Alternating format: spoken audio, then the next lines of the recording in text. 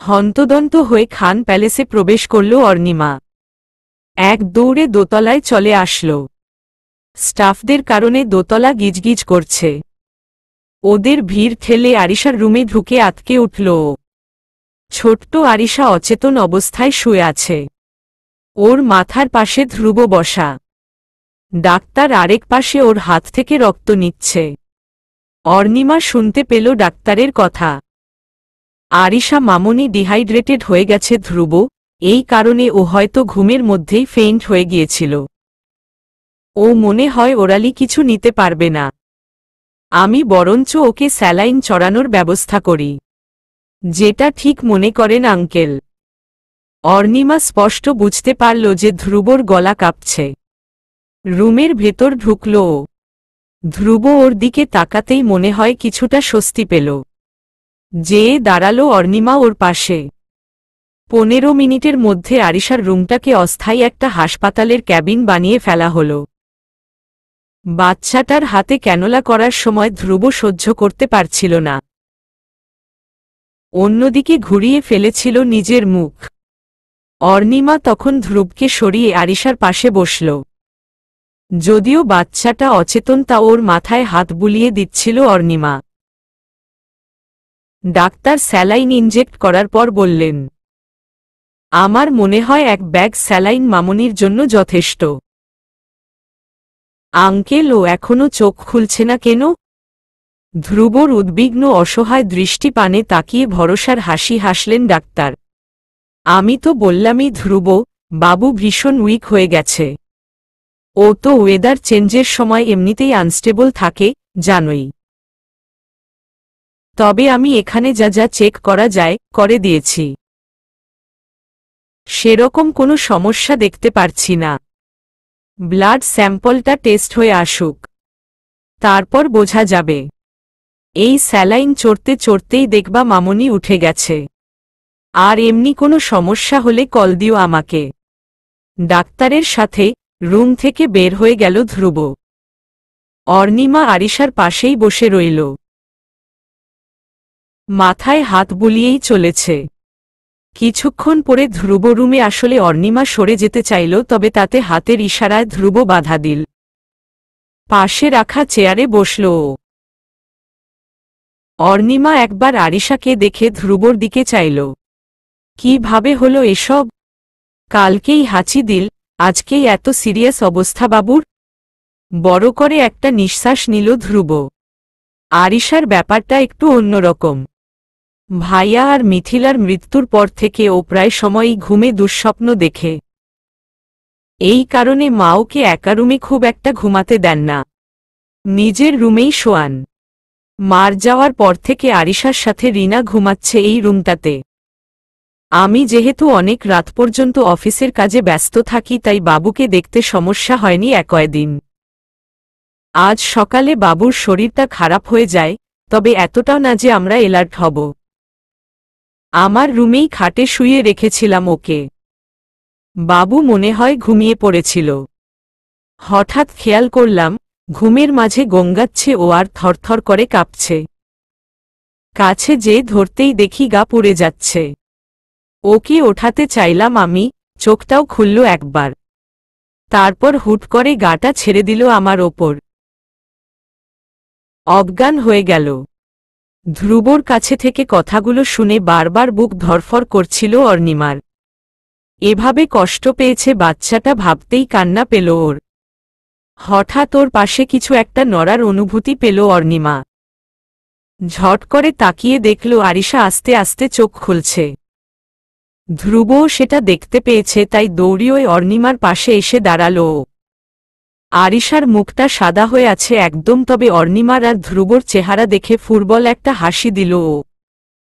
বাবা, আন্টি এসেছ? মা, আমি এখানেই আছি, তোমার পাশে আছি মামনি। তুমিও না। আমি কোথাও যাব না আমার আরিশাকে ছেড়ে, এখানেই থাকব। তুমি ঘুম দাও। আরিশা আবার চোখ বন্ধ করে ফেলল। অর্ণিমা ধ্রুবর দিকে তাকালো তখন। স্যালাইন যেহেতু চলছে, তাহলে এখন তো বাবুকে খাওয়া দেওয়া যাবে না। কখন খাবার দিতে বলেছেন ডাক্তার? এই ব্যাগটা শেষ হলে পরে দিতে বলেছে, তবে শুধুই লিকুইড খাবার, যেটা ও ইজিলি ডাইজেস্ট করতে পারে। আমি নার্গিসকে স্যুপ বানাতে বলে দিয়েছি। ঠিক আছে। একটু থেমে তারপর অর্ণিমার দিকে হঠাৎ তাকালো ধ্রুব। আরে, আপনি তো আমার ফোন পেয়ে মনে হয় সোজা ছুটে এসেছেন এখানে। লাঞ্চও তো করেননি। আপনি হাতমুখ ধুয়ে লাঞ্চ করে নেন। না না, আমি ঠিক আছি। এখন কোথাও যাব না এখান থেকে। আরিশার আগে এই স্যালাইন শেষ হোক। কিছু বলল না আর ধ্রুব রুম থেকে বের হয়ে গেল কিছুক্ষণের জন্য। যখন ফিরে আসলো তখন ওর সাথে নার্গিস ঢুকল একটা ট্রেতে খাবার নিয়ে। আরিশার পড়ার টেবিলে খাবার রেখে নার্গিসকে চলে যেতে বলল ধ্রুব। নার্গিস চলে যাওয়ার সাথে সাথে অর্ণিমাকে টেনে নিয়ে খাবারের সামনে বসিয়ে বলল, চুপচাপ খাওয়া শেষ করো। হা হয়ে গেল অর্ণিমা, তবে আর তর্ক না করে খেতে বসে গেল। খাওয়া শেষ হলে ওয়াশরুমে যেয়ে ফ্রেশ হয়ে নিল। এই পুরো সময়টা আরিশার পাশে বসেছিল ধ্রুব। অর্ণিমা আসাতে নিঃশব্দে সরে যেয়ে অর্ণিমাকে জায়গা করে দিল। বসতে বসতে বলল অর্ণিমা, আপনি নিজেও নিশ্চয়ই এখনো লাঞ্চ করেননি। পরে করব। এবার চোখ গোল করে রাগ দেখালো অর্ণিমা। এক্ষণ যে খেয়ে আসুন। আমি আছি আরিশার পাশে। ফোনটা পাশে রেখেন। কিছু দরকার পড়লে কল দিব। আর রিনাকে এখানে থাকতে বলেন। ও ছোটাছুটির কাজটা করতে পারবে। লক্ষ্মী বাচ্চার মতন ধ্রুব মেনে নিল। ঠিক আছে। এই বলে ধ্রুব রুম থেকে বের হয়ে গেল। গতকাল সন্ধ্যা থেকে আজ দুপুরের মধ্যে মানুষটার মাঝে গভীর পার্থক্য দেখতে পাচ্ছে অর্ণিমা। আজ হুট করে মনে হচ্ছে বয়স বেড়ে গেছে ওনার। চেহারাটা একদম মলিন হয়ে গেছে। চোখও মনে হয় লাল ছিল। কি যেন আবার কেঁদেছে কিনা। তাহলেও অবাক হবে না অর্ণিমা। ২০ মিনিট পরে আরিশার রুমে আসলো ধ্রুব। ও ঢোকার ২-৩ মিনিট পরেই চোখ খুলল আরিশা। অর্ণিমা আর ধ্রুব আবার ঝুঁকে দেখল ওকে। এবার আরিশার চোখ আগের থেকে কম ঘোলাটে মনে হচ্ছে। ওদের দেখে একটু উঠে বসতে চাইল, কিন্তু ওকে উঠতে দেওয়া হলো না। অর্ণিমা তাড়াতাড়ি বলল, আম্মু একদম নড়বা না। স্যালাইন চলছে এখনো। কিন্তু আমার শুয়ে থাকতে ভালো লাগছে না আন্টি। খুব গরম লাগছে। আরিশার মাথায় হাত রাখল ধ্রুব। কপাল ঠান্ডা, তার মানে জ্বর নেমে গেছে। একটু স্বস্তির নিঃশ্বাস ফেলল ও। আরিশার কপালে চুমু দিয়ে বলল, এখনো উইক আছো তুমি মা। শুয়ে রেস্ট নাও। আচ্ছা, কিন্তু তোমরা কোথাও যেও না। ছোট্ট একটা হাসি দিল ধ্রুব। আমরা কোথাও যাচ্ছি না। তুমি আন্টির সাথে কথা বলো, আমি আসছি। ডাক্তারের সাথে কথা বলে ধ্রুব রুমে ঢুকে দেখল আরিশাকে হেলান দেওয়ানো হয়েছে। সেভাবেই ও রিনার সাথে খেলছে। এখন অনেকটা স্বাভাবিক। ধ্রুব চোখের ইশারায় অর্ণিমাকে বাইরে আসতে বলল। বাইরে এলে অর্ণিমাকে ডাক্তারের সাথে হওয়া কথাগুলো জানালো ধ্রুব। ডাক্তার বলল, এখন আর তেমন চিন্তার কিছু নেই। স্যালাইনও বোধহয় আর লাগবে না আজকে। এখন বাবুকে লিকুইড খাবারগুলো দেওয়া যেতে পারে। তাহলে তো ভালোই। মমম অর্ণিমা, একটা অনুরোধ ছিল আপনার কাছে। হমম বলুন। আজ রাতটা যদি আরিশার কাছে আপনি থাকতে পারতেন, রাতেও জ্বর। আপনার এটা বলার কোনো প্রয়োজনই নেই। এই অনুরোধটা না করলেও আমি থাকতাম আজকে। কৃতজ্ঞতায় হাসি ফুটল ধ্রুবর মুখে। তারপর ওরা দুজন আরিশার রুমে ঢুকে পড়ল। সন্ধ্যা পর্যন্ত ভালোই রইল আরিশা, তবে রাতে আবার সেই হাড় কাঁপানো জ্বর উঠল ওর।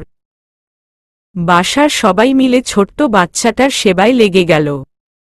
অর্ণিমা আর ধ্রুব একভাবে বসে রইল আরিশার মাথার কাছে। অনেক কষ্টে ১-১.৫ ঘন্টা পর জ্বরকে কাবু করা গেল। রাতে আরিশার পাশেই শুয়ে রইল অর্ণিমা। ও আর ধ্রুব মিলে ঠিক করেছে পালা বদল করে আরিশার পাশে থাকবে ওরা। যখন ধ্রুবর সময় হলো থাকার তখন ও আগে আসলো অর্ণিমার কাছে। অর্ণিমা, আপনি আমার রুমে গিয়ে শুয়ে পড়ুন। আমি এখন বসবো এখানে। আমি এখানেই থাকি। আজ রাত না শুলে কোনো সমস্যা হবে না। আমার সমস্যা হবে, কিন্তু আপনি কোনো কথা তর্ক ছাড়া শুনতে পারেন না, তাই না? এই বলে আরেকবার অর্ণিমার হাত ধরে ওকে নিজের রুমে নিয়ে আসলো ধ্রুব। অর্ণিমা তখনও পেছনে থেকে বলেই চলেছে, আসলেই আমার ঘুমের দরকার নেই। এক রাত না ঘুমালে এমন কিছুই হবে না আমার। দাঁড়িয়ে গেল ধ্রুব। অর্ণিমার দিকে ঘুরে যেয়ে বলল, কিন্তু আপনি অসুস্থ হলে আমার সমস্যা হবে। অর্ণিমার অবাক হয়ে থমকে যাওয়া চেহারাটাকে নিজের দুহাতে ভরে নিয়ে ধ্রুব নিজের সুর নমনীয় করল। আরিশার অবস্থা দেখে এমনই আমার কিছু ভালো লাগছে না, তার ওপর যদি আপনি অসুস্থ হয়ে পড়েন তাহলে আমি একদম ভেঙে পড়ব। Please take care of yourself for my sake. ধ্রুবর দুই হাতে নিজের হাত রাখল অর্ণিমা। মিষ্টি একটা হাসি দিয়ে আশ্বস্ত করল ওকে। হেসে দিল ধ্রুব। আমি তাহলে যাই। বাবু একা আছে। ভালো একটা ঘুম দেন এখন। Good night. Good night. পরদিন সারাদিনই প্রায় আরিশার গা গরম থাকলেও বিকালের পর জ্বরটা পুরোপুরি ছেড়ে দিল। ইতিমধ্যে একবার ডাক্তার এসেছিলেন। ব্লাড রিপোর্ট পেয়েছেন তিনি। খুশির খবর শোনালেন যে কোনো খারাপ কিছু আসেনি রিপোর্টে। ভাইরাল ফিভার ছিল। তবে আরিশার শরীরে হিমোগ্লোবিনের ঘাটতি আছে। সেটার দিকে খেয়াল রাখতে বলা হলো। সামনে আরেকটা ব্লাড টেস্ট করবে হিমোগ্লোবিন আরেকবার চেক করার জন্য। সন্ধ্যায় জ্বরটা ছাড়লেও আরিশার শরীরে দুর্বলতা রয়ে গেল প্রচুর। তাই অর্ণিমা কোনোভাবেও ওকে খাট থেকে নামতে দিল না। হিমোগ্লোবিন বাড়ানোর জন্য ধ্রুবকে বলে বেদানা, লাল শাক আর ক্র্যানবেরি জুস আনিয়ে নিল। সেগুলাই স্বাভাবিক খাবারের পাশাপাশি আরিশাকে খাওয়াতে লাগল ও। রাত ৯টার দিকে আরিশাকে খাইয়ে অর্ণিমা আর ধ্রুব বসল ডিনার করতে। বিকালবেলা ডাক্তারের কাছে রিপোর্টটা শোনার পর থেকে ধ্রুবর মনে হচ্ছিল যেন অনেক বড় একটা বোঝা ওর কাঁধ থেকে নেমে গেছে। আরিশা ভালো আছে জেনে এখন ভীষণ হালকা অনুভব করছে ও। তবে কিছুক্ষণ আগ থেকে একটা নতুন ভীতি কাজ করছে মনে। অর্ণিমা গতকাল রাতে আরিশার জন্য থেমেছিল, তবে আজ আরিশা সুস্থ হয়েছে অনেকটা। ওকে ঘুমও পাড়িয়ে দিয়েছে অর্ণিমা।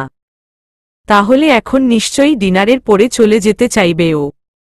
আর তখন ধ্রুব ওকে থামাতেও পারবে না। কিন্তু আজ কোনোভাবেই অর্ণিমাকে ছাড়তে চাচ্ছে না ধ্রুব। কেন যেন খুব ইচ্ছা করছে আজ রাতটা অর্ণিমাকে নিজের কাছে রাখতে। তবে এই অধিকার এখনও হয়নি ধ্রুবর আর। ঠিক সেই মুহূর্তে ধ্রুবর চিন্তায় হানা দিল অর্ণিমা। আপনাকে কিছু বলার ছিল। অর্ণিমার দিকে মনোযোগ দিল ধ্রুব। বলুন। মমম, আপনি যদি কিছু মনে না করেন তাহলে আমি আরও ৩-৪টা দিন আরিশার সাথে থাকতে চাই। ওর হিমোগ্লোবিনটা। অবশ্যই থাকবেন। কেন থাকবেন না? I mean Arisha will love that. ধ্রুবর উৎসাহিত কণ্ঠ শুনে কপাল কুঁচকাল অর্ণিমা। এত খুশি মনে হচ্ছে কেন মানুষটাকে? মুখ সোজা করে বলল ও। না মানে আমি আসলে আরিশার রক্তশূন্যতা নিয়ে চিন্তিত। তাই এই ব্যাপারটা নিজের হাতেই হ্যান্ডেল করতে চাচ্ছি।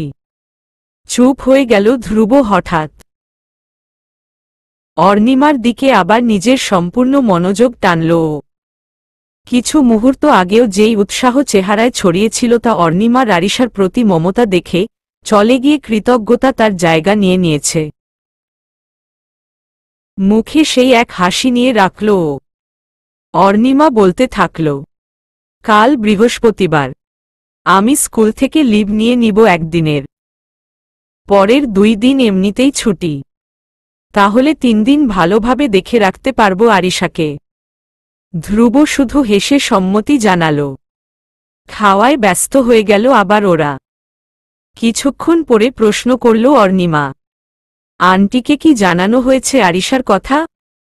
আপনার কি মাথা খারাপ হয়েছে? আম্মাকে জানাইলে পরের ফ্লাইটে দেশে চলে আসবেন তিনি। পৃথিবীর কেউ তাকে থামাতে পারবে না। আর বাবুর যেহেতু সিরিয়াস কিছু হয়নি, তাই এখন মামার বাসায় নতুন ঝামেলা ক্রিয়েট করাতে চাচ্ছি না। অর্ণিমা হঠাৎ অপরাধীর মতন বলল, বুঝতে পারছি। ইস, আন্টি যখন দেশে আসবেন আমাকে নিশ্চয়ই অনেক বকা দিবেন। কেন? আরে, আন্টি আমাকে এই 1 মাস এখানেই থাকতে বলেছিলেন আরিশার কাছে। আমি মানা করে দেওয়াতে উনি বলেছিলেন যাতে রোজ অন্তত আসা যাওয়ার ওপর যেন থাকি। এখন আন্টি নিশ্চয়ই বলবেন যে আমি থাকলে হয়তো বাবুর অনিয়ম হতো না, আর এরকম শরীরও খারাপ হতো না। দাঁড়ান দাঁড়ান, আপনাকে মা বলেছিলেন এই বাসায় 1 মাস থাকতে? হম্মম। আর আপনি মানা করে দিয়েছিলেন? হ্যাঁ। ইন্টারেস্টিং। ধ্রুবর চোখে স্পষ্ট দুষ্টামি দেখতে পেল অর্ণিমা। সতর্ক হয়ে গেল ও।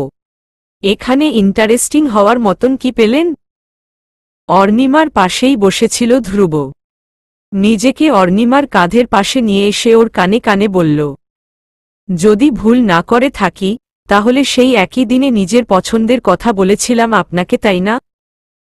বলেছিলাম যে আপনাকে জানতে চাই আমি। অর্ণিমা ঝট করে ধ্রুবর চেহারার দিকে তাকাল। হঠাৎ খাবারের ইচ্ছা চলে গেছে ওর। ধ্রুব ওর কথা সেই দুষ্টু হাসি নিয়ে চালিয়েই গেল। আপনার কি মনে হয়নি যে একই ছাদের নিচে থাকলে আমরা আরও তাড়াতাড়ি একে অপরকে চিনতে পারতাম? মানা করাটা কি খুব জরুরি ছিল? পিঠ সোজা করে ঢোক গিলল অর্ণিমা। এর উত্তরে কি বলবে তা মাথায় ঢুকল না। ঢুকবে আর কি, মনে হচ্ছে পুরো মাথাই বন্ধ হয়ে গেছে ওর। ধ্রুব তখন বিজয়ীর হাসি হেসে নিজের জায়গায় ফিরে গিয়ে খাওয়ায় মন দিল আবার। ডিনারের পরে ধ্রুব সোজা আরিশার রুমে চলে গেল, আর অর্ণিমা গেল রান্নাঘরে। নার্গিস 2টা থার্মোফ্লাক্স পানি আর স্যুপ করে রেখেছে। একটা ফ্লাক্স নিয়ে নিল অর্ণিমা। আরেকটা নার্গিস নিয়ে ওর পিছে পিছে আরিশার রুমে আসল। রুমে ঢুকেই দেখল ধ্রুবকে ঘুমের মাঝেই কি যেন বলছে আরিশা। ধ্রুব অর্ণিমাকে সাথে সাথে ইশারায় পানি দিতে বলল। অর্ণিমা ফ্লাক্স থেকে পানি বের করে ধ্রুব হাতে দেওয়ার জন্য আরিশার কাছে আসল। তবে কাছে আসতেই বিরক্তি ভরা কণ্ঠে বলল আরিশা, আন্টি আওয়াজ ভালো লাগছে না। প্রথমে ধ্রুব আর অর্ণিমা বুঝল না। ভাবল ঘুমের ঘোরেই হয়তো আরিশা কথা বলছে, কিন্তু অর্ণিমা ঘুরে আবার হাঁটা দিতেই আরিশা আবার বিরক্তি প্রকাশ করল। তখন বুঝল অর্ণিমা। সাথে সাথে খাটের একপাশে বসে নিজের পায়ের নুপুর খোলো শুরু করল ও। অবাক হল ধ্রুব। আস্তে করে জিজ্ঞেস করল ওকে, কি করছেন? নুপুর খুলছেন কেন?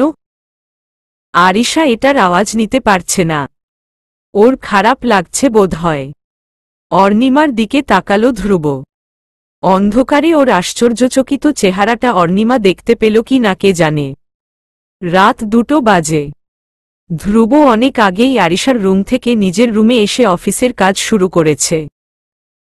এইমাত্র সব শেষ করে ল্যাপটপ বন্ধ করল ও। আরিশাকে চেক করতে রুমে গেল। যেয়ে দেখে অর্ণিমা তখনও জেগে আছে। আরিশার পাশে শুয়ে শুয়ে মোবাইলে কি যেন পড়ছে বোধহয়। ধ্রুবকে দেখে সোজা হয়ে বসল ও। ধ্রুব আরিশার কাছে আসলো প্রথমে। কপালে হাত দিয়ে জ্বর চেক করল। জ্বর নেই। হমম। আমিও 5 মিনিট আগেই দেখেছি। আসেনি আর জ্বর। আলহামদুলিল্লাহ। নিঃশব্দে হেসে দিল দুজন। তারপর অর্ণিমা আবার মন দিল নিজের মোবাইলে। ধ্রুব সেটা দেখে চলে যেতে নিচ্ছিল, তবে আবার ঘুরে দাঁড়ালো ও। অর্ণিমা, হমম। এখনই ঘুমিয়ে পড়বেন? না। কেন? আর কিছু বলল না ধ্রুব। আরিশার পাশ থেকে খাট ঘুরে অর্ণিমার কাছে যেয়ে দাঁড়াল। নিঃশব্দে একটা হাত বাড়িয়ে দিল অর্ণিমার দিকে। অবাক অর্ণিমা কিছু না বুঝেই নিজের হাত রেখে দিল সেই হাতের ওপর। ওকে টেনে খাট থেকে ওঠালো ধ্রুব। আরিশার রুমের সাথে লাগোয়া বারান্দায় নিয়ে গেল চুপিসারে। রাতের আকাশটা অন্ধকার হয়ে আছে। মেঘের চাদরে ঢাকা পড়েছে চাঁদ। আলো বলতে এই মুহূর্তে পুল সাইডের বাতিটাই শুধু আছে।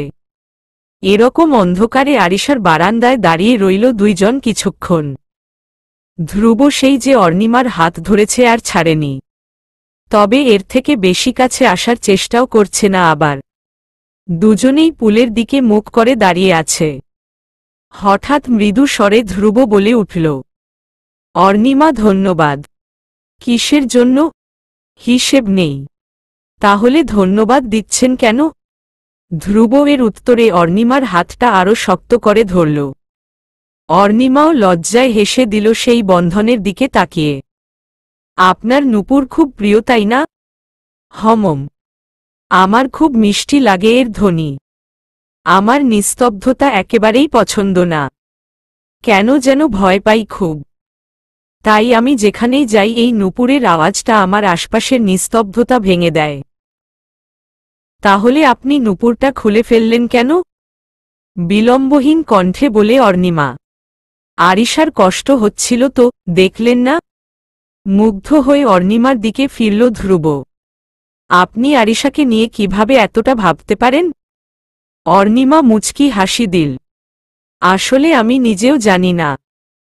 আপনাকে সেদিন পার্কে বললাম না, কিভাবে যেন বাচ্চাটার সাথে আষ্টে পৃষ্ঠে জড়িয়ে গেছি আমি। আরিশাকে নিজের লাগে এখন। কয়েকক্ষণ নীরব কাটে দুজনের মাঝে, তবে সেটা খুব তাড়াতাড়িই ভাঙে ধ্রুব। একটা কথা জিজ্ঞেস করি আপনাকে অর্ণিমা? হমম। যদি আমাদের বিয়ে হয় তাহলে কি সেটা আপনি শুধু আরিশার জন্যই করবেন? অবশ্যই। তাই করার কথা না? থমকে গেল ধ্রুব। আবছা আলোয় অর্ণিমার দুষ্টামি বুঝতে পারল না। তবে ধ্রুবর হকচকিয়ে যাওয়াটা ঠিকই টের পেয়েছে অর্ণিমা। হাতের বাঁধনের ওপর হঠাৎ শিথিলতাতেই সেটা স্পষ্ট। অর্ণিমা আস্তে করে হেসে ফেলল। যদি আরিশার জন্যই সবকিছু হতো তাহলে তো আন্টির প্রপোজালটাই একসেপ্ট করে নিতাম, বোকা। দম ফেলল ধ্রুব। অর্ণিমার দুষ্টুমি এখন ধরতে পারল। হাতটা আবার শক্ত করে ধরে টান দিয়ে কাছে নিয়ে আসলো ওর। আমার সাথে দুষ্টুমি হচ্ছে তাই না? আপনাকে বোকা বানানোটা খুবই সহজ। যে কেউ আপনাকে বোকা বানাতে পারবে। হম্মম, আমার তা মনে হয় না। আপনি ছাড়া এই অধিকার কাউকে দেইনি আমি। লজ্জায় চুপ হয়ে গেল অর্ণিমা। এক মুহূর্তের জন্য বোবা হয়ে গেল পুরা। ধ্রুব চুপচাপ ওকে দেখছে আর হাসছে। আজ না যাওয়ার জন্য অনেক ধন্যবাদ। সত্যি বলতে আজ ছাড়তে চাচ্ছিলাম না আপনাকে আমি, তবে কোনো অধিকারে থামিয়ে রাখতাম। তাই কিছু বলিনি। আবার 2 মুহূর্ত দুজনের মাঝে নীরবতা। তারপর অর্ণিমা হেসে দিল হুট করে। ধ্রুব অবাক হয়ে জিজ্ঞেস করল, হাসছেন যে? গতকাল আপনি যখন আমাকে দুপুরে টান দিয়ে খাবার খাওয়াতে বসালেন, তখন তুমি সম্বোধন করে বকা দিয়েছিলেন আমাকে। তাই নাকি? খেয়াল করিনি তো। হমম। আমিও পরে বুঝেছি যে আপনি নার্ভাস ছিলেন আরিশাকে নিয়ে তখন, তাই। হমম। অর্ণিমা, আপনাকে তুমি করে যদি ডাকি সমস্যা আছে আপনার? একটু থেমে উত্তর দিল অর্ণিমা। আমি তো তখন ভেবেছিলাম আপনি আমাকে আসলেই তুমি ডাকা শুরু করে দিয়েছেন। পরে যখন বুঝলাম যে আপনি ভুল করে ডেকে ফেলেছেন তখন আমার ব্যাপারটা ভালো লাগেনি। অর্ণিমার অভিমানী নালিশটা এত আদর লাগল ধ্রুবর কাছে যে ও অর্ণিমার 2 কাঁধ ধরে ওকে নিজের দিকে ঘুরিয়ে নিল। সরি, তোমাকে কষ্ট দেওয়ার জন্য। আর এই ভুল হবে না। মুহূর্তেই হেসে ফেলল অর্ণিমা। অনেকক্ষণ ধরে বাবুর কি অবস্থা জানি না। একটু দেখে আসি ওকে। ভেতরে এসে আরিশাকে দেখে নিল দুজন। গভীর ঘুমে অচেতন বাচ্চাটা। নিশ্চিত হয়ে অর্ণিমার দিকে তাকালো ধ্রুব। ওর মাথায় হাত বুলিয়ে দিয়ে আদরের সুরে বলল, আর রাত জেগ না তুমিও। ঘুমিয়ে পড়ো। ছোট্ট একটা হাসি দিল অর্ণিমা। চোখের ইশারায় বুঝিয়ে দিল যে ও এখনই ঘুমাতে যাবে। সন্তুষ্ট হয়ে হেসে রুম থেকে চলে গেল ধ্রুব। নিউ ইয়র্কে সন্ধ্যা গড়িয়েছে। সাজিয়া ক্যাম্পাস থেকে বন্ধুদের সাথে বের হয়েছিল যখন ভাইয়ের ফোন আসলো। বিরক্ত হয়ে ফোনটা ওঠালো সাজিয়া। ভাইয়া, আই এম বিজি নাও। তুই আছিস কোথায় এটা বল। কেন? দরকার আছে। ক্যাম্পাসেই আছিস? হমম। আমি নর্থ এন্ড ক্যাফেতে ওয়েট করছি। তাড়াতাড়ি আয়। কিন্তু ভাইয়া আমার কিছু শুনতে চাচ্ছি না আমি। আই এম ওয়েটিং বলে ফোনটা কেটে দিল শিহাব। প্রচণ্ড বিরক্ত হল সাজিয়া। ভাইয়ের এই স্বভাবটা একদম সহ্য হয় না ওর। নিজের বন্ধুদের দিকে তাকিয়ে বলল ও, guys, I can't go with you now. My brother is waiting for me. He has something urgent to talk with me.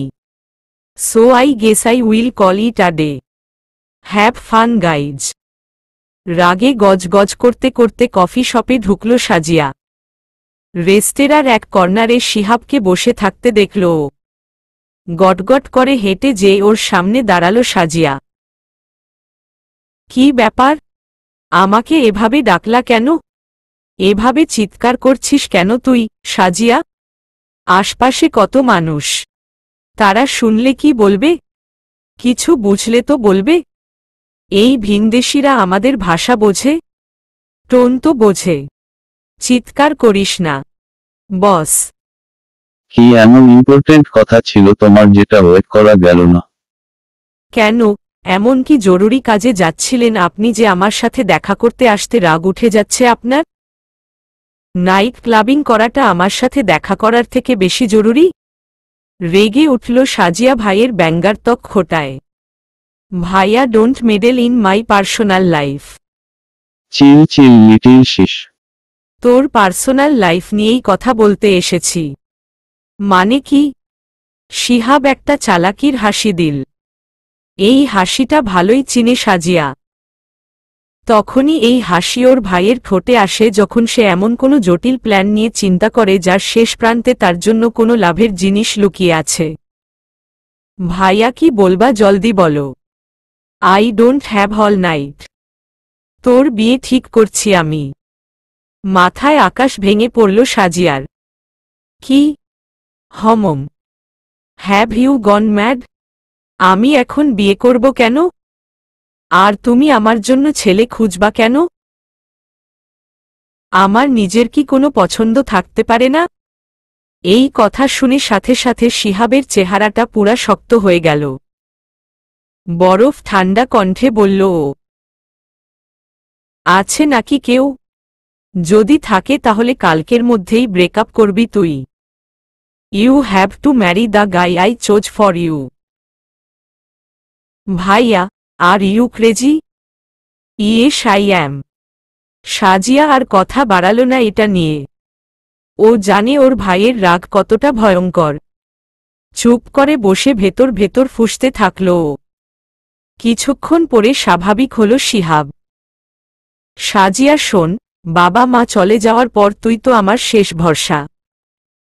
তোর কারণেই তো বেঁচে আছি রে বোন। তোর ফিউচারটা না সিকিউর করতে পারলে আমি মরেও শান্তি পাব না। উফ ভাইয়া, ডোন্ট বি সেন্টিমেন্টাল। বলো কি হয়েছে? সামনে এগিয়ে আসলো শিহাব। শোন, একটা জ্যাকপট হাতে লেগেছে। মানে কি? সেই দিন যে মিন্টু আঙ্কেলের বাসায় একটা মহিলার সাথে পরিচয় করিয়ে দিলাম, তোর মনে আছে? ওই যে দেশ থেকে এসেছেন যে। হম হম, মনে আছে। কি হয়েছে তাতে? Do you know who she is? She is Mrs Rahela Begum Khan. Khan group of ইন্ডাস্ট্রিজের চেয়ারম্যান এর মা। বাংলাদেশের one of the top ranking কোম্পানিজদের মধ্যে একটা এটা। ইন্টারন্যাশনালিও তারা বেশ রিনাউন্ড। দে আর মাল্টিমিলিয়নিয়ার্স। সাজিয়ার চেহারার ভাবে কোনো পার্থক্য আসলো না এসব শুনে। So what if she is a millionaire? I am not talking about her silly. I am interested about her son, the chairman of the group. সেই পার্টিতেই শুনলাম মিসেস রাহেলা বেগম নাকি তার একমাত্র ছেলের বিয়ের জন্য মেয়ে খুঁজছেন। Just think about it little sis. তোর বিয়ে যদি খান ইন্ডাস্ট্রিজের মালিকের সাথে হয় আর কি লাগে বলতো? You can spend the rest of your life like a queen. ঠোঁট টেনে বিরক্তির ভাব আনল সাজিয়া। ভাইয়া, তোমার কথা আমার মাথায় একদমই ঢুকছে না। তুমি যেভাবে বলছো তাতে মনে হচ্ছে যে সে একজন এলিজিবল ব্যাচেলার। সো তার জন্য মেয়ে খুঁজতে এত দূর বিদেশে আসা লাগে নাকি? দেশেই তো মেয়েদের লাইন লেগে যাওয়ার কথা। দেয়ার ইস ডেফিনেটলি আ ক্যাচ। সামথিং ইস রং। দেখতে টেকতে খারাপ নাকি লোকটা? না না, এই দেখ, I have a picture of him. Shihab নিজের মোবাইল থেকে ছবি বের করল ধ্রুবর। ওদের কোম্পানি ওয়েবসাইট থেকে পেলাম। I think he is quite handsome. ছবিটা ভালোভাবে দেখল সাজিয়া। অপলক চেয়ে রইল কিছুক্ষণ। মনে মনে নিজেকেই বলল, handsome is an understatement for him. এত সুন্দর দেখতে, কিন্তু ভাইয়ের সামনে ধরা দিল না। হমম, আছে মোটামুটি। তাহলে তার এখনো বিয়ে হয় নাই কেন? দেখ যে 10টা গার্লফ্রেন্ড আছে। আরে 10টা থাকুক আর 20টা, বিয়ে তো একজনকেই করবে তাই না? And I want that lucky girl to be you. দেখ আমাদের চান্স কিন্তু ভালোই। আব্বুর ক্লোজ ফ্রেন্ড ছিলেন ধ্রুবর বাবা। আব্বুকে বিজনেসেও হেল্প করেছিলেন। সেই দিক থেকে আমরা তো তাদের পূর্বপরিচিতই। We are like family. Aunty তোকে তার ছেলের বউ বানাতে এমনিতেই রাজি হয়ে যাবেন দেখিস। এবার কিছু আর বলল না সাজিয়া। ওর চুপ থাকা দেখে অভয় পেল শিহাব। বোনকে আবার বলল, আর শোন, ধ্রুবর একটাই বড় ভাই ছিল। সেও মারা গেছে। এখন ধ্রুবই সবকিছুর একমাত্র অংশীদার। তুই চিন্তা করতে পারিস হোয়াট ইট মিন্স? তোদের ফিউচার জেনারেশনেরও কোনো টেনশন নেই। সব ওদেরই হবে। এটাকে জ্যাকপট বলবো না তো আর কি? হঠাৎ লজ্জা পেল সাজিয়া। ধুর ভাইয়া। কই থেকে কথা কই নিয়ে গিয়েছ তুমি? হাসল শিহাব। হা হা হা। আচ্ছা শোন, আমি তাহলে কথা চালাই। দেখি কিভাবে সব সেটিং করা যায়। তোর বিয়ে তো আমি এখানে দিবি দিব। আজ সকাল থেকেই ঢাকার আকাশে বৃষ্টির আনাগোনা পাওয়া যাচ্ছে। গত 3 দিনের জমে থাকা মেঘগুলো অবশেষে মনে হয় সিদ্ধান্ত নিয়েছে ঝরে পড়ার। তাই টুপ টুপ করে পানির ধারা বয়েই চলেছে। সকাল থেকে আরিশা আজ বেশ সুস্থ। বুধবারের পর এই 3 দিনের মধ্যে আর জ্বর আসেনি। তাই খাট থেকেও রেহাই পেয়েছে সে। তবে অর্ণিমার কড়া নজর তার ওপর আছেই। অর্ণিমা আরিশার খাওয়া দাওয়া গোসল সবকিছুর খেয়ালই রাখছে। এই কদিন ধরে ধ্রুব শুধু ওদেরকে দূর থেকে দেখছে আর প্রতিবারে মনে মনে প্রশান্তির হাসি হাসছে ও। আরিশার সুস্থ হওয়াতে বাকিরাও অনেক খুশি। মনে হচ্ছে আজ এই বাসার ভেতর সূর্য এসে চারদিকে আলোকিত করে গেছে। আরিশার খিলখিলানো হাসিতে পুরো বাড়ি গমগম করছে এখন। আরিশাকে অর্ণিমা গোসল করিয়ে জুস খাওয়াচ্ছিল যখন ধ্রুব ওদের কাছে এলো। আরিশার পাশে বসে ওকে পেছনে থেকে জড়িয়ে ধরে মাথায় একটা চুমু দিয়ে জিজ্ঞেস করল, আমার আম্মুটা কেমন আছে এখন? একদম ভালো আছি বাবা। Wow, that's great. তাহলে তো আমার মাকে আজ একটা ট্রিট দিতে হয় তাই না? ট্রিট? ইয়ে, কোথায় যাচ্ছি আমরা বাবা? ধ্রুব আরিশার এক্সাইটমেন্টে হেসে ফেলল। জিনাত আন্টি ফোন দিয়েছিল। আজকে রামিসার বার্থডে। ও হ্যাঁ তাই তো। বাবা আমাদের সাথে আন্টিও যাবে? অর্ণিমা কিছু বলার আগেই ধ্রুব সেই দুষ্টু হাসিটা অর্ণিমাকে দিয়ে বলল, অবশ্যই আন্টি যাবে। আন্টিকে ছাড়া তো আমরা যাবি না, তাই না আরিশা? অবশ্যই বাবা, আন্টিকে ছাড়া আমরা যাব না। অর্ণিমা নিজের ঠোঁট দুটো একে অপরের সাথে দাবিয়ে ধ্রুবর দিকে তাকাল। কপট রাগ চোখে স্পষ্ট ওর। ধ্রুবও নিজের ঠোঁট টিপল, তবে নিঃশব্দে হাসার জন্য। দুপুরের মধ্যে বৃষ্টির বেগ অনেক বেড়ে গেল। ঝুমঝুম করে এক নাগারে পড়তে লাগল তা। অর্ণিমা আরিশাকে দুপুরের খাওয়া খাইয়ে ঘুম পাড়িয়ে দিয়েছে। আরিশাও সন্ধ্যায় পার্টিতে গিয়ে খেলবে বলে সুন্দর মতন ঘুমিয়ে গেল। তখন নার্গিস আসলো রুমে। অর্ণিমা মিস, আপনার আর স্যারের লাঞ্চ টেবিলে দিয়ে দিয়েছি। আচ্ছা ঠিক আছে, আপনি আপনার স্যারকে বলেন নিচে নামতে, আমি গোসলটা সেরেই ঝটপট আসছি। মিস, স্যার তো রুমে নেই। ও, কোথায় তিনি? ছাদে উঠে আসলো অর্ণিমা। প্রচুর বেগে বৃষ্টি হচ্ছে, সাথে হু হু করে হালকা বাতাসও বইছে। অর্ণিমা দেখতে পেল ধ্রুবকে ছাদের চৌকাঠে দাঁড়িয়ে থাকতে। আকাশের দিকে শূন্য দৃষ্টিতে তাকিয়ে আছে ও। কি যেন ভাবছে। অর্ণিমা যে ওর পাশে দাঁড়িয়ে গলা পরিষ্কার করার আওয়াজ করাতে ওর দিকে চমকে তাকালো ধ্রুব। সরি, আপনাকে চমকে দিতে চাইনি এভাবে, অপরাধীর সুরে বলল অর্ণিমা। ধ্রুব নিজেকে পরক্ষণেই সামলে হাসল ওর দিকে তাকিয়ে। অর্ণিমা আশাতে মনে হলো খুশি হয়েছে ও। বৃষ্টির পানে চেয়ে অর্ণিমার সামনে স্মৃতির পাতা মেলে ধরল ও। ভাইয়া আর মিথিলা বেঁচে থাকতে আমরা তিনজন কখনো বৃষ্টিতে ভেজা মিস করতাম না। কয়েকদিন টানা বৃষ্টি হলে প্রতিদিন না পারলেও অন্তত 2-3 দিন তো ভিজতামই। প্রথম যেদিন বৃষ্টি হতো সেদিন নার্গিসকে বলতাম পিয়াজু ভাজার জন্য। ছাদের ওপাশে ওই ছাউনিটা দেখছো না? ওখানে বসে আমরা প্রথমে প্লেট ভরে পিয়াজু খেতাম আর মনের সুখে গল্প করতাম। তারপর বের হতাম খোলা আকাশের নিচে। বৃষ্টি যতক্ষণ থাকত ততক্ষণ ভিজতাম আমরা।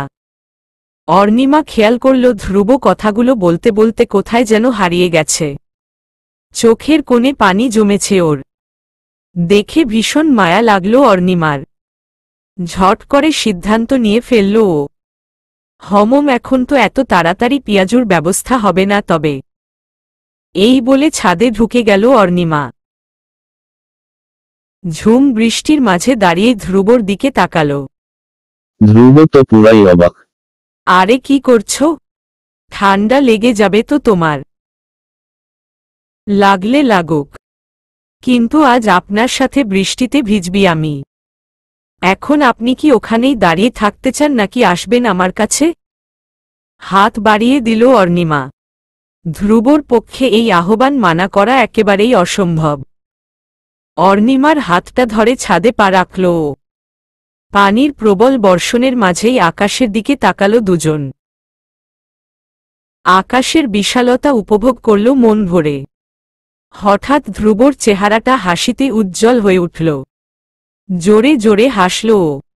সেই হাসি সংক্রামিত হল অর্ণিমার মাঝেও। ধ্রুব অর্ণিমার হাতটা শক্ত করে ধরে ওকে নিয়ে দিল এক ছুট। 3 ধাপে বানানো ছাদটার সবচেয়ে উঁচু তলাটায় নিয়ে গেল ওকে। এই ছাদটা সবচেয়ে ওপরে থাকার কারণে অন্যগুলোর তুলনায় অনেক ছোট। এই ছাদেরও এক কোণায় একটা ছাউনি বানানো। জানো, বৃষ্টির সময় আমি আর ভাইয়া রেস লাগাতাম এই ছাদের সিঁড়ি পর্যন্ত। তাই কি আমাকে নিয়ে এভাবে দৌড়ে আসলেন এখানে? ধ্রুব অর্ণিমার দিকে একটা মিষ্টি হাসি দিয়ে তাকাল। থ্যাঙ্কস অর্ণিমা, আজ তোমার জন্য আবার আগের মতন ভিজে মজা পাচ্ছি। হয়তোবা আগের থেকেও বেশি ভালো লাগছে আজ। তাই না? আগের থেকে বেশি মজা পাচ্ছেন? জীবনেও বিশ্বাস করব না এটা আমি। হা হা হা। বলে অর্ণিমা অন্যদিকে ঘুরে যেতে চাইল, তবে ওর হাতটা টেনে ধরে নিজের কাছে নিয়ে আসলো ধ্রুব। অর্ণিমার পিঠ জড়িয়ে ধরে আলিঙ্গনে বেঁধে নিল ওকে। মেয়েটার মুখে লেপ্টে থাকা ভেজা চুলগুলো একটা একটা করে নিজের আঙ্গুল দিয়ে সরিয়ে দিল। চোখের পলক থেকে ফোঁটা পড়া পানির কণার মাঝ দিয়েই দেখল অর্ণিমাকে। আগে ভাইয়া তার মিথিলাকে নিয়ে ভিজত বৃষ্টিতে, আর আমি তাদের ভালোবাসাটা দেখতাম। কিন্তু আজ আমি আমার অর্ণিমাকে নিয়ে বৃষ্টিতে ভিজছি। আজ আমার ভালোবাসাটা দেখছি আমি। এত কিছুর মাঝে নিজেকে সম্পূর্ণ ভুলে বসেছিল অর্ণিমা। ধ্রুবর স্রোতে পুরা বয়ে গিয়েছিল ও। একভাবে চেয়ে আছে ও ধ্রুবর দিকে, অনুভব করছে প্রত্যেকটি মুহূর্ত। ধ্রুবর মুখ থেকে বের হওয়া একটা একটা কথা ওর সারা শরীরে শিহরণ জাগিয়ে দিচ্ছিল। ধ্রুব তাকিয়ে কি যেন বুঝতে চাইল অর্ণিমার চোখে। তারপর নিজের মুখটা নামিয়ে আনল ও। নিজের ঠোঁটটা কাছে নিয়ে আসলো অর্ণিমার ঠোঁটের। এতক্ষণ অর্ণিমা কিছুই বলেনি, তবে এখন ভীষণ লজ্জা পেল। ধ্রুব আর এগোনোর আগেই নিজের মুখ লুকিয়ে নিল ধ্রুবর বুকে। ধ্রুবকে জড়িয়ে ধরে ফেলল পেছনে হাত দিয়ে। হঠাৎ অর্ণিমার এই কাণ্ডে প্রথমে একটু হকচকিয়ে গেল ধ্রুব, তারপর হেসে দিল ও। অর্ণিমার লজ্জাটা বুঝতে পারল, আগলে নিল অর্ণিমাকে নিজের ভেতর। এভাবেই দাঁড়িয়ে রইল দুজন এই খোলা আকাশ থেকে নেমে আসা ঝর্ণার নিচে। শাওয়ার নিয়ে বের হয়ে চুল মুছতে মুছতে কিছুক্ষণ আগে ঘটে যাওয়া ছাদের ঘটনা চোখের সামনে জলজ্জন্ত হয়ে উঠল অর্ণিমার। লজ্জায় এখনো গাল গরম হয়ে আছে ওর। ধ্রুব ওর দিকে আস্তে আস্তে নিজের ধাপ আগাচ্ছে। সেই মুহূর্তটা চিন্তা করতেই টাওয়েলে নিজের মুখ লুকালো অর্ণিমা। তবে কিছুক্ষণ পরেই ওঠালো মুখটা। আয়নার সামনে দাঁড়িয়ে নিজের সাথেই কথা বলা শুরু করল। আচ্ছা, এত কেন লজ্জা পাচ্ছি আমি? কিছুই তো হয় নাই আমাদের মাঝে। হ্যাঁ, সে এসেছিল আমার কাছে, তার ঠোঁট, কিন্তু আমি তো মুখ লুকিয়ে ফেলেছিলাম। তাহলে কেন লজ্জা পাচ্ছি এভাবে? ধুর, আমিও পারি। কি সব চিন্তা করেই যাচ্ছি। এগুলা এখন বাদ। কিন্তু বাদ বললেই কি আর বাদ দেওয়া যায়? যেই কনফিডেন্স নিয়ে রুমে এই কথাগুলো বলেছিল অর্ণিমা, ধ্রুবর সাথে লাঞ্চ করতে বসে সে সব জানালা দিয়ে উড়ে গেল। ভীষণ পরিমাণে লজ্জা বোধ করতে লাগল ও। কোনোভাবেও ধ্রুবর দিকে তাকাতে পারছিল না। প্লেটের দিকে এক নাগারে তাকিয়েছিল শুধু। ধ্রুব খাচ্ছিল আর দেখছিল অর্ণিমাকে। মেয়েটার লজ্জা ওর চোখে মুখে ভাসছিল। নিঃশব্দে হেসে দিল ধ্রুব। অর্ণিমাকে সহজ করতে অন্য প্রসঙ্গ নিয়ে কথা শুরু করল ও। অর্ণিমা, রামিসাকে বার্থডেতে কি দেওয়া যায় বলো তো? মাথা ওঠালো অর্ণিমা। বেবির বয়স কত? 4-5 হবে মনে হয়। হম্মম, তাহলে খেলনা দেওয়া যেতে পারে। বড় ডলস হাউস টাইপের কিছু দিলে খেলতে পারবে। ভালো আইডিয়া। তাহলে আমাদের একটু আগে আগে বের হতে হবে। গিফট কিনে তারপর যেতে হবে তো, ইতস্তত হয়ে বলল অর্ণিমা। আমার যাওয়াটা কি খুব জরুরি? মানে আমি তো কাউকে চিনি না ওখানে।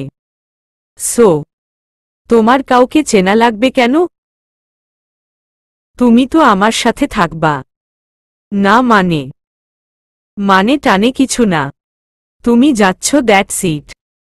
আচ্ছা, আমাকে নিয়ে যাওয়ার জন্য এত পাগল হয়েছেন কেন বলেন তো? তোমার সাথে যতটা পারা যায় সময় কাটাতে চাই। এতক্ষণে যাও একটু স্বাভাবিক হয়েছিল অর্ণিমা। ধ্রুবর অকপটে বলা শেষ কথাটায় আবার লজ্জায় লাল হয়ে গেল ও। একটু থেমে আবার বলল, কিন্তু আমি তো কোনো পার্টি ওয়্যার নিয়ে আসিনি এখানে। সব আমার ফ্ল্যাটে। ও, তাহলে চলো এখনই যেয়ে নিয়ে আসি। এমনিতেও 4টা পার হয়ে গেছে। লাঞ্চ করেই বের হলো ওরা অর্ণিমার ফ্ল্যাটের উদ্দেশ্যে। বেল বাজাতেই পিয়া দরজা খুলল। অর্ণিমার সাথে ধ্রুবকে দেখে ভীষণ অবাক হল ও। অর্ণিমা পরিচয় করিয়ে দিল, উনি ধ্রুব, আরিশার বাবা। আর ও হচ্ছে পিয়া, আমার ফ্ল্যাটমেট। আমরা কলেজ থেকেই ফ্রেন্ড। ওর বাসাও চট্টগ্রামে। অর্ণিমার দিকে হুট করে অবাক চোখে তাকালো ধ্রুব। ওর অবাক চোখ দেখে অর্ণিমা পাল্টা অবাক হল। তবে দুজনই পিয়ার সামনে নিজেদের সামলে নিল ততক্ষণাৎ। পিয়া ধ্রুবর দিকে তাকাল। আসসালামু আলাইকুম ভাইয়া। ওয়ালাইকুম আসসালাম। কেমন আছেন? ভালো। আরিশা কেমন আছে? ওর জ্বরের কথা শুনে খুব টেনশন হচ্ছিল। এখন ভালো আলহামদুলিল্লাহ। আপনার বান্ধবী খুব খেয়াল রেখেছে আরিশার। পিয়ার সামনে ধ্রুবর মুখ থেকে নিজের প্রশংসা শুনে খুব লজ্জা লাগল অর্ণিমার। পিয়ার ঠোঁট টেপা হাসি দেখে আরও সতর্ক হয়ে গেল ও। তাড়াতাড়ি ধ্রুবর দিকে তাকিয়ে বলল, পিয়া, তুই ওনাকে নিয়ে ড্রয়িং রুমে বস। আমি আসছি রুম থেকে। এই বলে নিজের রুমের দিকে দৌড় দিল অর্ণিমা। পিয়া ধ্রুবকে নিয়ে ড্রয়িং রুমের দিকে পা বাড়াল। 10 মিনিট গল্প করার পর পিয়ার একটা আর্জেন্ট কল আসাতে ধ্রুবর থেকে অনুমতি নিয়ে নিজের রুমে চলে গেল। ধ্রুব পায়চারি করতে লাগল রুমে। হাঁটতে হাঁটতে অর্ণিমার দরজার কাছে পৌঁছাল ও। টোকা দিতেই দরজা খুলে দিল অর্ণিমা। ও আপনি? ভেতরে আসুন। অর্ণিমা দরজা ছেড়ে দিল ধ্রুবর জন্য। ভেতরে এসে সোজা জানালার কাছে গেল ধ্রুব। আরে, এটা তো খুবই সুন্দর একটা জায়গা। কাপড় ব্যাগে ঢোকাচ্ছিল অর্ণিমা। ধ্রুবর দিকে তাকিয়ে হাসল ও। হ্যাঁ, এই স্পটটা আমারও খুব পছন্দের। আপনার সাথে রাতে এখানে বসেই কথা বলতাম। তাই নাকি? ধ্রুব অর্ণিমার দিকে একবার হেসে রুমে বাকি জিনিসগুলো দেখতে লাগল। অর্ণিমা আবার ব্যস্ত হয়ে পড়ল নিজের ব্যাগ গোছাতে। দেখতে দেখতে ধ্রুবর চোখ হঠাৎ পড়ল অর্ণিমার স্টাডি টেবিলের ওপর। তুমি খুব সুন্দর করে গুছিয়ে রেখেছ তোমার টেবিলটা। আমার যে কি বাজে অবস্থা! আর এখন অফিসের কাজগুলো নিয়ে আরও মেসি হয়ে গেছে আমার টেবিল। এই বলতে বলতে এমনিতেই টেবিলের ওপর রাখা একটা খাতা হাতে ওঠালো ধ্রুব। অজান্তেই পাতা উল্টাতেই ওর চোখ ছানাবড়া হয়ে গেল। গোটা গোটা অক্ষরে ওকে নিয়ে অর্ণিমার লেখা দেখতে পেল ও। ওকে নিয়ে 4টা গুণাবলী লিখেছে অর্ণিমা। ভালো করে সব পড়ল ধ্রুব। পেটে খিল ধরে হাসি উঠল ওর। ঠোঁট টিপে সেই হাসি হাসতে হাসতে পেছনে ঘুরে অর্ণিমাকে দেখল কাজে ভীষণ মগ্ন হয়ে আছে। ওর সামনে গিয়ে ওকে ডাকল ধ্রুব। অর্ণিমা, হমম। এটা কি? ঝট করে পেছনে ফিরল অর্ণিমা। বোধহয় ধ্রুবর টোনে কিছু আঁচ করতে পেরেছে। ধ্রুবর হাতে সেই খাতাটা দেখে আকাশ ভেঙে পড়ল ওর মাথায়। যা বোঝার বুঝে ফেলল ও। আপনি এই খাতা পেলেন কোথায়? কেন? তোমার ডেস্কের ওপর ছিল। খাতাটা এই দিকে দিন। বলে খাতাটার দিকে হাত বাড়াল অর্ণিমা, তবে ধ্রুব তার আগেই নিজের হাত উঁচিয়ে নিয়েছে। মোমোহম। খাতাটা আমার খুব ইন্টারেস্টিং লেগেছে। আমি আরেকটু দেখতে চাই। এমন কিছু নাই এটার ভেতরে। সব বোরিং লেকচার্স। ও, তাই নাকি? আমার বোরিং লেকচার্স পড়তে খারাপ লাগে না। আর এখানে যা লেখা তা আমার ভালোই ইন্টারেস্টিং মনে হয়েছে। থমকে গেল অর্ণিমা। কাদো কাদো গলায় জিজ্ঞেস করল, আপনি পড়েছেন? এবার সেই পেটে খিল ধরানো হাসিতে ফেটে পড়ল ধ্রুবর মুখ। অর্ণিমা এই ফাঁকে ওর হাতে থেকে খাতাটা নিয়ে নিজের বুকের মাঝে লুকিয়ে ফেলল। রাগান্বিত দৃষ্টিতে তাকালো ধ্রুবর দিকে। এভাবে অন্যের জিনিস অনুমতি ছাড়া পড়তে হয়? Bad manners. অন্যের জিনিস কই পড়লাম? নিজের গার্লফ্রেন্ডের খাতাই তো পড়লাম আমি। তারপরেও আমার পার। হোঁচট খেল অর্ণিমা। ধ্রুবর দিকে চোখ সরু করে তাকালো। গার্লফ্রেন্ড? প্রেমিক প্রেমিক একটা হাসি দিল ধ্রুব। কেন ভুল বলেছি কিছু? ধ্রুব মনে করেছিল এই কথায় লজ্জা পেয়ে যাবে অর্ণিমা, তবে তার ধারে কাছ দিয়েও গেল না ও। অবশ্যই ভুল বলেছেন। আমি আপনার গার্লফ্রেন্ড হলাম কখন? পুরা হতবাক হয়ে গেল ধ্রুব। এ কি বলে মেয়েটা? কপাল কুঁচকে জিজ্ঞেস করল ওকে। মানে কি? আমরা একে অপরকে। কথা শেষ করতে দিল না ওকে অর্ণিমা। একে অপরকে কি পছন্দ করি এই তো? হ্যাঁ তা তো করি, তাতে কি আমি আপনার গার্লফ্রেন্ড হয়ে গেলাম নাকি? কোনো প্রপোজ টোপোজের বালাই নাই, সোজা গার্লফ্রেন্ড। আপনিই না বলেছিলেন যে আপনি যদি আমাকে কখনো প্রপোজ করেন তাহলে সেটা অনেক গ্র্যান্ড হবে? এই আপনার গ্র্যান্ডের অবস্থা? হুহ। অর্ণিমার কথায় প্রথম দিকে ভয় পেলেও আস্তে আস্তে হাসি আসলো ধ্রুবর মুখে। অর্ণিমা ওকে কি ইঙ্গিত দিচ্ছে তা বুঝতে বাকি রইল না ওর। পেছনে থেকে হুট করে অর্ণিমার কোমর জড়িয়ে ধরে ওর পিঠকে নিজের বুকের সাথে ঠেকালো ধ্রুব। অর্ণিমার কানের কাছে এসে ফিসফিসিয়ে বলল ওকে, তোমাকে তো নিজের মেনেই নিয়েছি, এবং আমি জানি তুমিও আমাকে নিজের করে নিয়েছ। তবে হ্যাঁ, ধ্রুব তার অর্ণিমাকে অফিসিয়ালি প্রপোজ করবে। অর্ণিমাকে বলে দিও তৈরি থাকতে সেই সময়ের জন্য। আর হ্যাঁ, আরেকটা কথা, আজ দুপুরে যেভাবে আমার থেকে মুখ লুকিয়েছ, সেই মুহূর্তে কিন্তু আমি তোমাকে মুখ লুকাতে দেব না অর্ণিমা। নিজের অধিকার দিয়ে তোমাকে সম্পূর্ণ আমার করে নিবি। তৈরি থেকো তুমি। ধ্রুবর বলা কথাগুলো যথেষ্টর চাইতেও বেশি ছিল অর্ণিমার কান গরম করে দেওয়ার জন্য।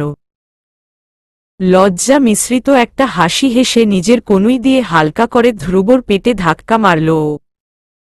ধ্রুবর আলিঙ্গন থেকে নিজেকে ছাড়িয়ে ওর দিকে তাকিয়ে বলল, ইস, বয়েই গিয়েছে আমার তৈরি থাকতে। আমি হ্যাঁ বলবো এটার ব্যাপারে কিভাবে কনফিডেন্ট হলেন আপনি? নাও তো করে দিতে পারি। ধ্রুবর কষ্ট হল না অর্ণিমার দুষ্টুমি বুঝতে। খাতায় কি লেখা ছিল আমি কিন্তু পুরোটুকু পড়েছি। খুবই স্ট্রঙ্গ 4টা কোয়ালিটি আমার ব্যাপারে লিখেছ তুমি। কি কি যেন ছিল? ও হ্যাঁ, মনে পড়েছে। আমি একজন ভালো বাবা, কোয়ালিফাইড বিজনেসম্যান, অসম্ভব হ্যান্ডসম। অর্ণিমা লজ্জায় ধ্রুবর মুখ নিজের হাত দিয়ে বন্ধ করে দিল। চোখ দিয়ে হেসে দিল ধ্রুব। ওর হাতটা সরিয়ে জিজ্ঞেস করল, আসলেই তোমার কাছে আমাকে হ্যান্ডসম মনে হয়? আরে এসব তো আমি ওই যে আন্টি যেদিন প্রথম বিয়ের কথা বলেছিলেন সেদিন লিখেছিলাম। এগুলা এমন কিছু না। ও, তো আমি তোমার কাছে এখন আর হ্যান্ডসম নাই? ঝট করে ধ্রুবর দিকে তাকালো অর্ণিমা। না মানে হ্যাঁ আছেন তো। কি? কি মানে? কি আছি তোমার কাছে? হ্যান্ডসম। হঠাৎ অর্ণিমা বুঝতে পারল যে ধ্রুব ওকে খেপানোর চেষ্টা করছে। সঙ্গে সঙ্গে নিজের ব্যাগটা হাতে নিয়ে ধ্রুবকে হাসি মুখে তবে কড়া গলায় বলল, আপনি অনেক ফাজলামো করছেন। চলেন তো এখান থেকে। এতক্ষণ ধরে দুইজনেই রুমে, প্রিয়া বুঝলে একটা কেলেঙ্কারি হবে। তবে ধ্রুবর এই মুহূর্তে অর্ণিমার সাথে মজা করার মনে হয় ভূত চেপেছে ঘাড়ে। ও হ্যাপিয়া, আমাকে যেন ওর সামনে কি বলে ইন্ট্রোডিউস করাইলা? আরিশার বাবা তাই না? আমি তোমার কাছে শুধু তোমার স্টুডেন্টের বাবা হই? অর্ণিমা ধ্রুবর পিছনে যেয়ে ওর পিঠ ধরে ওকে ধাক্কা দিতে দিতে এগোল। বের হন তো আপনি আগে। আপনার ফাজলামো আমি দেখছি, দাঁড়ান। বাসায় পৌঁছে ওরা দেখল আরিশা উঠে গেছে। নার্গিসকে অর্ণিমা জিজ্ঞেস করাতে জানতে পারল যে আরিশার বিকালের নাস্তা খাওয়ানো হয়ে গেছে। তার সাথে ক্র্যানবেরি জুসও 1 গ্লাস খেয়েছে ও। ধ্রুবর তাড়া দেওয়াতে নার্গিস আরিশাকে রেডি করাতে নিয়ে গেল। অর্ণিমা ওপরে উঠল নিজেকে তৈরি করতে। 40 মিনিট পর রেডি হয়ে রুম থেকে বের হল ধ্রুব। ক্যাশুয়াল ব্লেজারে পরেছে, সাথে জিন্স আর কালো স্নিকার্স। হাতে জিশোকের বড় ডায়ালের ঘড়িটা ভালো মানিয়েছে। এসেই শাওয়ার নিয়ে চুলগুলো ব্লো ড্রাই করে ফেলেছে বলে খুব ফ্রেশ লাগছে ওকে। নিচে আরিশার আওয়াজ পেয়ে বুঝল আরিশাও রেডি। অর্ণিমা কি রেডি হয়ে গেছে? আরিশার রুমের দরজা বন্ধ দেখে টোকা দিল ধ্রুব। ভেতর থেকে আওয়াজ দিল অর্ণিমা। কে? আমি। ও, দাঁড়ান। দরজা খুলে দিল অর্ণিমা। দরজা থেকে সরে যে কি যেন খোঁজায় ব্যস্ত হয়ে গেল ও তাই ধ্রুবর দিকে তাকাতে মনে রইল না। না হলে দেখতে পেত ধ্রুব কিভাবে থমকে দাঁড়িয়ে গেছে দরজার সামনে। অর্ণিমা যে শাড়ি পরবে এটা ধ্রুবর কল্পনাতেই ছিল না। হালকা লেমন কালারের মাঝে শিফনের একটা শাড়ি পরেছে ও। চুলগুলো বেঁধে একটা লোবানের মতন করেছে। সামনে দিয়ে কয়েকটা চুল পড়ে আছে মুখের ওপর। মুখের মেকআপটা হালকা রেখেছে। চোখে কাজল পড়েছে গাঢ় করে। ঠোঁট মিষ্টি রং দিয়ে এঁকেছে। গালেও আছে কিছুটা মিষ্টি রঙের আভা। ছোট একটা কানের দুল আর দুহাতে স্টোনের চিকন চারটা চুড়ি ওর সাজটাকে পুরা করেছে। অর্ণিমার হঠাৎ খেয়াল পড়ল ধ্রুবর কথা। পাশ ফিরে তাকাতেই দেখল ধ্রুব দরজাতেই দাঁড়িয়ে আছে। ওর কাছে গেল অর্ণিমা। আরে, আপনি এখানে দাঁড়িয়ে আছেন কেন? অর্ণিমা, কি আজ পার্টিতে না যাই? ভ্রু কুচকালো অর্ণিমা। কেন? যাব না কেন? গেলে তোমাকে সবাই দেখে ফেলবে। আর দেখলে আমার ঝামেলা হয়ে যাবে। মানে? মানে এত সুন্দর লাগছে তোমাকে, যদি ওখানে কেউ তোমার প্রেমে পড়ে যায়? No way, I can't take this risk. হো হো করে হেসে দিল অর্ণিমা। ধ্রুবর চেহারা গম্ভীরই থাকল।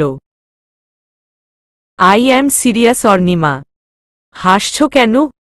আমাকে এত সুন্দর লাগছে? অর্ণিমার মায়াবী কণ্ঠের এই জিজ্ঞাসায় দুষ্টুমি থামাল ধ্রুব। হুট করে এক হাত দিয়ে অর্ণিমার কোমর জড়িয়ে কাছে টেনে সরু চোখে ভালো করে দেখতে লাগলো ওকে। হম্মম, সবকিছু পারফেক্ট আছে, শুধু একটা জিনিস ছাড়া। অপলক চেয়ে সম্মোহনীর সুর শুধালো অর্ণিমা। কি? এক মিনিট। নিজের আরেক হাত পেছনে দিয়ে অর্ণিমার চুলের খোপাটা খুলে দিল ও। সাথে সাথে সব চুল অর্ণিমার কোমর পর্যন্ত মেলে পড়ল। লজ্জায় লাল হয়ে যাওয়া অর্ণিমার চোখ উঠানোর সাহস হচ্ছিল না। তখন কোমর ছেড়ে ওর হাতটা ধরে রুমে ঢুকল ধ্রুব। আয়নার সামনে নিয়ে আসলো ওকে। নিজের সামনে দাঁড় করিয়ে অর্ণিমার কাঁধে হাত রেখে মুগ্ধতার সাথে বলল, এবার দেখ আমার অর্ণিমাকে কত সুন্দর লাগছে। মিষ্টি হেসে দিল অর্ণিমা। ধ্রুব সেই হাসির স্বাদ হল। মুহূর্তেই আবার বাস্তবে ফিরল দুজনে। তুমি পুরা তৈরি? যদি হয়ে যেয়ে থাকে তাহলে চলো। হমম, আমি রেডি কিন্তু। অর্ণিমার এদিক ওদিক চোখ যাওয়াতে ওকে প্রশ্ন করল ধ্রুব, কিছু খুঁজছ নাকি? হ্যাঁ, আমি সেই দিন নুপুর জোড়া খুলে রাখলাম না, ওটা আজ পড়তে চাচ্ছিলাম। কিন্তু আমার মনে হয় আমি আজকে ভুল করে আমার রুমে ওটা রেখে এসেছি। এখানে অনেক খুঁজলাম, পেলাম না। ও থাক, যেহেতু এখন পাচ্ছ না তাহলে বাদ দাও। হমম, ঠিক আছে, চলেন বের হই। আমি রেডি। নিচে নেমে আরিশাকে নিয়ে নিল ওরা। পার্টিতে আরিশার সাথে সর্বক্ষণ থাকার জন্য রিনাকেও নিয়ে নেওয়া হলো। গাড়ি খান প্যালেস ছেড়ে যাওয়ার পর ড্রয়িং রুমে দাঁড়িয়েই আনমনে হাসছিল নার্গিস। আফসার ভেতরে ঢুকে ওর কাছে আসল। কি ব্যাপার মিস নার্গিস, এই মিষ্টি হাসির কারণ কি? আফসারের দিকে না তাকিয়েই বলল নার্গিস, আফসার ভাই, ধ্রুব স্যার আর অর্ণিমা মিসকে একসাথে কি সুন্দর লাগছিল তাই না? মনে হচ্ছিল যেন একটা জুটি তারা। আর তাদের মাঝে আমার আরিশা মামুনিকে দেখে মনে হচ্ছিল সম্পূর্ণ একটা পরিবার। হঠাৎ বড় স্যার আর ম্যাডামের কথা মনে পড়ে গেল। আসলেই নার্গিস, অর্ণিমা মিস আসার পর থেকে আরিশা বেবির জীবনে অনেক পার্থক্য আসছে। এখন অনেক কিছুই রুটিনের মাঝে পড়ে গেছে। আর তার সাথে এখন ধ্রুব স্যারও দেখি খুব হাসিখুশি থাকেন।